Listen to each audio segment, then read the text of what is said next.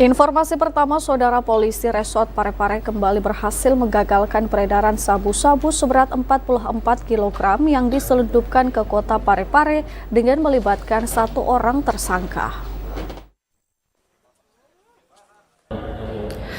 Setelah menggagalkan 20 kg sabu-sabu, aparat polisi sektor pelabuhan KPN Polres Parepare kembali menggagalkan peredaran narkoba jenis sabu-sabu seberat 44 kg yang diselundupkan ke kota Parepare. Barang haram tersebut diketahui berasal dari Samarinda, Kalimantan Timur yang dikemas rapi ke dalam karung plastik. Sabu seberat 44 kg dibawa oleh tersangka berinisial AA dan diselundupkan ke kota Parepare melalui jalur laut menggunakan kapal KM Aditya turun di Pelabuhan Nusantara Parepare. Rencananya barang tersebut akan diedarkan di Kabupaten Pinrang, Sulawesi Selatan. Pengungkapan kasus ini saat Kapolres Parepare AKBP Indra Waspada Yuda memimpin press release di Mapolres Parepare. Dalam press release-nya, Kapolres menjelaskan pengungkapan sabu-sabu ini adalah yang terbesar sepanjang sejarah Polres Parepare dalam penanganan kasus narkotika.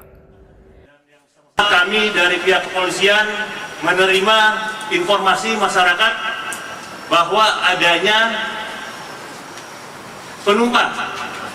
penumpang dari Samarinda melalui kapal KM Aditya. Ternyata terdapat 44 bingkisan atau bungkusan teh Cina.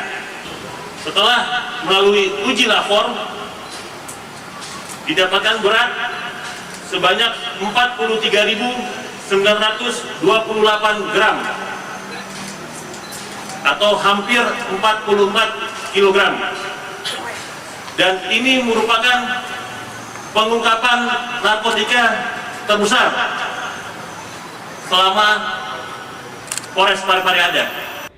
Tersangka kini ditahan di Mapolres Parepare beserta barang bukti dan diancam hukuman pidana mati atau seumur hidup. Dari Parepare, Amiruddin TVRI Sulsel melaporkan.